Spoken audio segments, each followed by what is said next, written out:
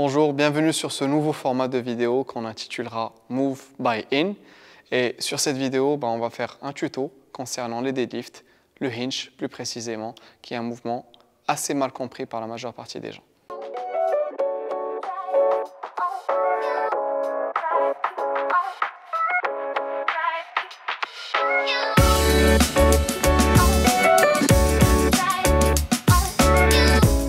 Alors, ce que je remarque depuis plusieurs années, c'est que dès qu'on parle de hinge, personne ne parle vraiment de hinge. Tout le monde parle de deadlift, comme si c'était le Graal, comme si c'était un mouvement nécessaire à faire. Oui, c'est un mouvement qui est assez important, mais ce n'est qu'une manière parmi tant d'autres de charger un hinge. Donc, le fait de venir bend over. Okay? Donc, ce mouvement-là, c'est ce que je veux dire, c'est ce qui correspond au hinge.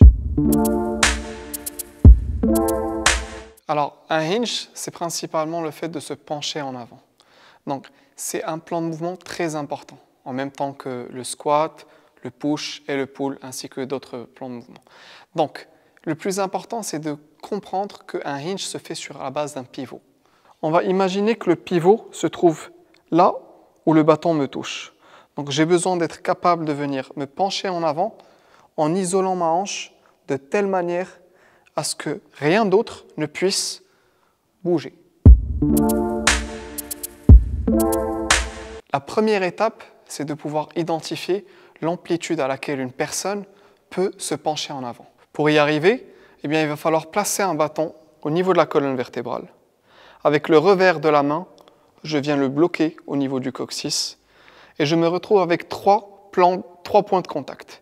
J'ai le coccyx, le milieu des omoplates, l'arrière du crâne. En ayant les pieds parallèles et largeur du bassin, je vais venir créer un tout petit angle au niveau des genoux et de cet angle-là, je vais venir pousser les fesses en arrière en n'utilisant que la hanche comme pivot principal. Là, j'ai les tibias qui sont verticaux avec le sol, une bonne tension au niveau des ischios et ceci constitue mon amplitude maximale. Je me redresse et je vais reproduire ce mouvement autant de fois que nécessaire au ralenti pour pouvoir identifier le chemin parcouru et les points de performance. La démonstration semble bien facile à réaliser, mais il faut croire que plusieurs personnes ont une amplitude de mouvement très réduite quand il s'agit de se pencher en avant. Les difficultés que vous risquez de rencontrer seront premièrement une personne qui aura beaucoup de mal à stabiliser ses genoux et qui aura tendance à aller squatter en avant et à chercher cette tension qu'il n'arrive pas à trouver. Il faut comprendre que dans cette position, les quadris sont chargés, donc il est impossible de charger les ischios. Comme on l'a dit tout à l'heure, les tibias perpendiculaires sur le sol, donc on va venir pousser les genoux en arrière jusqu'à retrouver une tension sur la chaîne postérieure. À partir de là, on va demander à la personne de rester même 10 secondes, même 20, voire même 30 secondes dans cette position afin qu'il y ait assez de connexion avec cette tension-là pour pouvoir reconnaître la tension une fois qu'on y reviendra.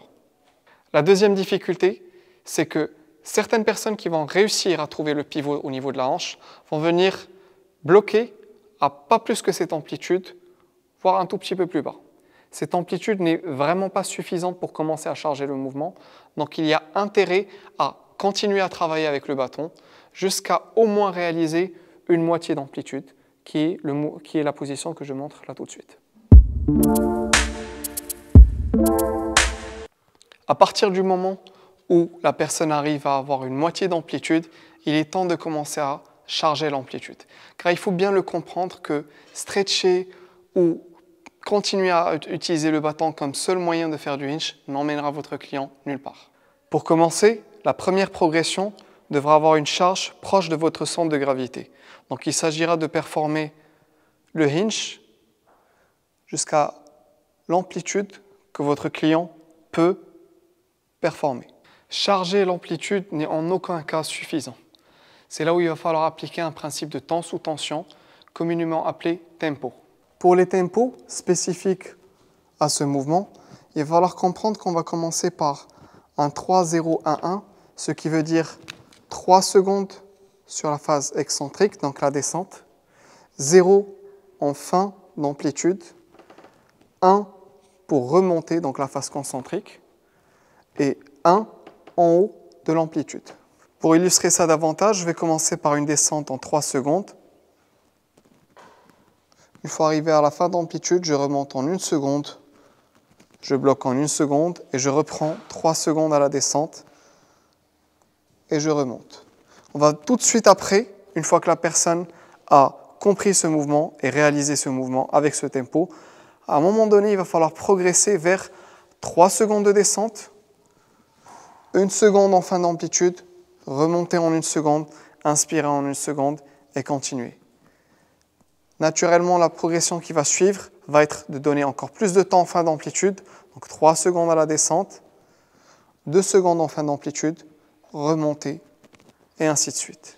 On va ensuite passer à une charge qui est plus loin du centre de gravité, en espérant ayant déjà gagné plus d'amplitude avec le mouvement précédent.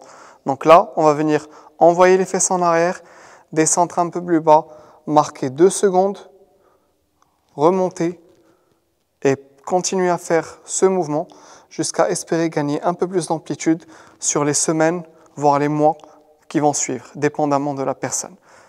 Et là, une fois qu'on arrive à réaliser une amplitude complète, qui est ce que je montre là tout de suite, il sera temps de venir donner une barre à la personne.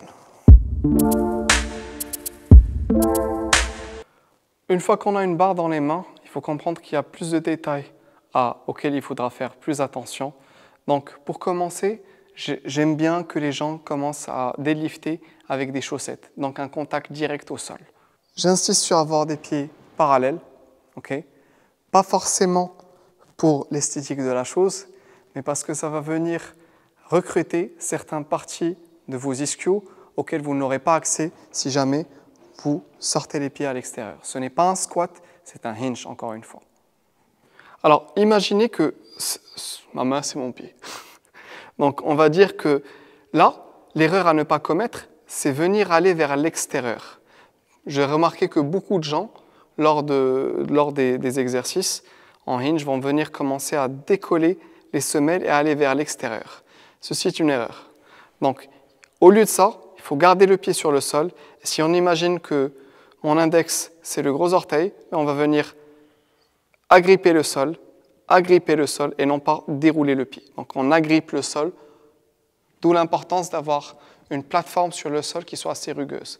Donc, si vous êtes sur une plateforme en bois, il vaut mieux ne pas être en chaussettes. Si vous êtes sur une plateforme comme celle-ci, les chaussettes, ça serait vraiment bien. Ma manière préférée d'enseigner le deadlift, c'est de commencer du haut vers le bas, et non pas du bas vers le haut. Parce que l'erreur la plus commune chez les gens, c'est la phase excentrique, c'est la phase de descente. Donc pour ça, j'utilise une variante du deadlift, qui est le Romanian deadlift. Certains l'appellent stiff leg deadlift, que je vais montrer là tout de suite. Les pieds parallèles, ce que je vais venir faire, c'est me pencher vers l'avant en gardant la barre le plus proche possible du corps, et ça va se faire en gardant les omoplates serrées. Donc je garde les omoplates serrées, je contrôle ma descente jusqu'à arriver au point de transition, ce que moi j'appelle le point de transition. Pourquoi le point de transition? Parce que c'est le point sur lequel je vais devoir transitionner sur un deadlift normal plus tard dans la progression qui va suivre. Donc encore une fois, je ralentis ma descente à hauteur de 3 secondes, je bloque 2 secondes en dessous de la rotule, j'utilise mes fessiers pour ouvrir la hanche et je reproduis ce mouvement. Comme je l'ai dit, les omoplates serrées, je ralentis ma descente à hauteur de 3 secondes, arrêt sur le point de transition, j'utilise mes fessiers pour remonter. 2 erreurs très communes. Quand les gens vont venir se pencher en avant, ils auront souvent les pieds qui se décollent. Alors, cette erreur veut juste dire qu'ils n'arrivent pas à placer leur poids du corps au centre du pied et au lieu de ça, ils vont placer le poids du corps vers les talons. Ceci est une erreur pour tous les plans de mouvement, que ce soit le squat ou le hinge. Le poids du corps est strictement au milieu du pied. L'erreur qui est beaucoup moins évidente à voir, c'est quel mécanisme est utilisé, quel levier est utilisé pour redresser le buste.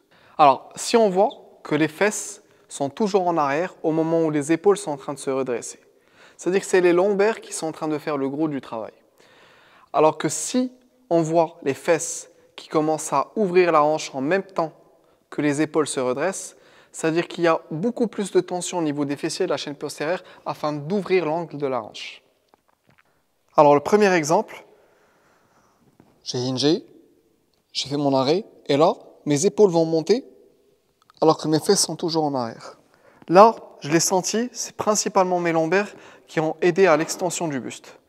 En revanche, je descends, je marque mes 2 secondes, et là, simultanément, les fesses et les épaules se redressent. Là, il y a une action par laquelle les fessiers ont poussé vers l'avant avec mon gainage qui supporte mon tronc. Mes fessiers ont ouvert l'angle de la hanche au fur et à mesure que je me redressais.